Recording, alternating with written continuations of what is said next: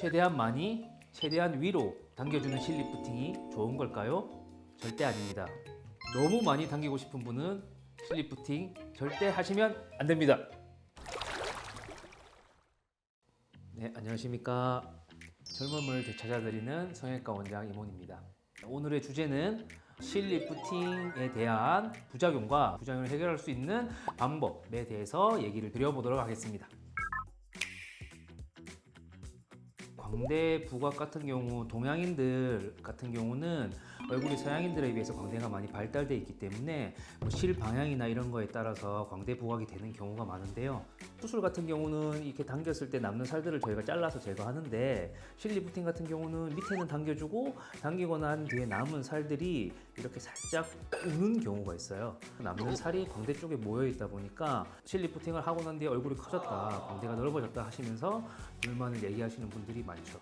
실의 개수도 다양하고 그다음에 실의 종류도 다양하다 보니까 여러 가지 실들을 다룰 수 있는 의사한테 가셔서 체계적인 디자인을 받으시면 광대 부각이 훨씬 덜 생기실 수 있을 것 같습니다. 네, 그렇다면 원장님께서는 어떻게 좀 저 같은 경우는 일단 고객님들의 광대 상태를 먼저 체크를 하고요. 만약에 광대가 많이 발달하지 않았다 하면은 그냥 자유롭게 실리프팅을 하는 편이고요. 만약에 광대가 있다 하면은 광대가 부각되는 이제 각도를 생각한 다음에 실을 넣을 각도를 정하는데요. 강한 리프팅을 원한다 싶으면은 강한 실로 넣되 최대한 광대를 피해서 들어가는 쪽으로 하고요. 처진 부분이 좀 고민이다 하시면은 광대를 피해서 사선으로 넣거나 턱 라인을 따라서 니은자로 들어가는 실도 많이 쓰고 있습니다. 피부가 울어서 광대뼈가 이렇게 도드라져 보이는 경우도 한 1, 2주, 길게는 뭐 한 달 정도 시간이 있으면 자연적으로 실이 자리를 잡으면서 펴지는 경우가 대부분이고요. 얼굴이 이제 조금 마르시고 처지신 분들은 실리프팅만 단독으로 시행해서는 오히려 이제 광대 부각이나 주름이 더 많이 생길 수 있고요.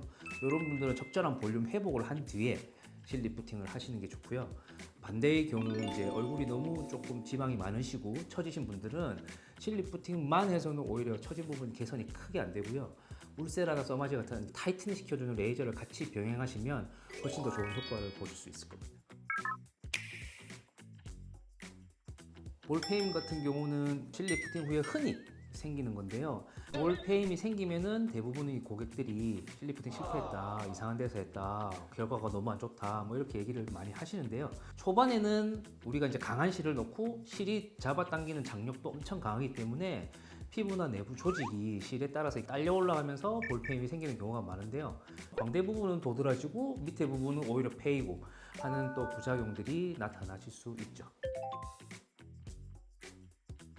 제 경험상 실제로 볼페임이 생긴 고객님들 중에 80%, 90%는 그냥 자연적으로 일주일, 2주일 정도 지나면 볼페임이 없어져요.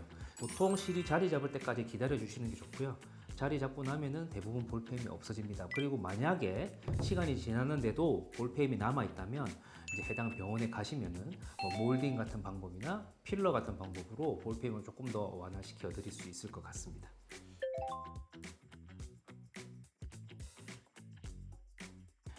많이 넣을수록 당연히 많이 올라갑니다. 근데 대부분의 의사들이 많이 넣지 않는 이유는 실이란 뒤에 몸에 들어가는 이물질이고 이를 많이 넣으면 많이 넣을수록 우리 몸에 가해지는 부하도 계속 생기고요. 실끼리 넣었을 때 교차가 생긴다거나 아까 얘기 드린 볼페임 같은 경우가 조금 더 많이 생긴다거나 하기 때문에 무작정 많이 넣는다고 좋은 건 아니고요. 얼굴형에 따라서 고객님이 니즈에 따라서 적절한 숫자를 정하고 나서 시술을 하셔야 됩니다.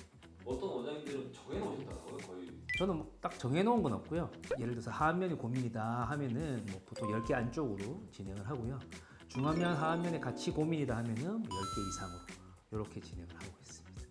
자기 얼굴을 조금 자세히 알아야 되고요. 얼굴의 내부 구조까지 알면 더 좋겠지만 그거는 이제 스스로 고객님들이 하실 수 없기 때문에 병원 가셔서 진찰을 받아보고 상담을 받아보면은 더 정확하게 이제 시술을 하실 수 있을 것 같습니다. 오늘은 실리프팅 후에 생길 수 있는 부작용과 그 부작용으로 인해서 마음 고생하시는 분들을 위해서 설명을 드려봤고요. 어떻게 잘 도움이 되셨는지 궁금합니다. 혹시 궁금한 점이 있으시면 추가로 댓글 달아주시면 성심성의껏 답변 드리도록 하겠습니다. 이상으로 젊음을 되찾아드리는 성형외과 전문의 임원이었습니다.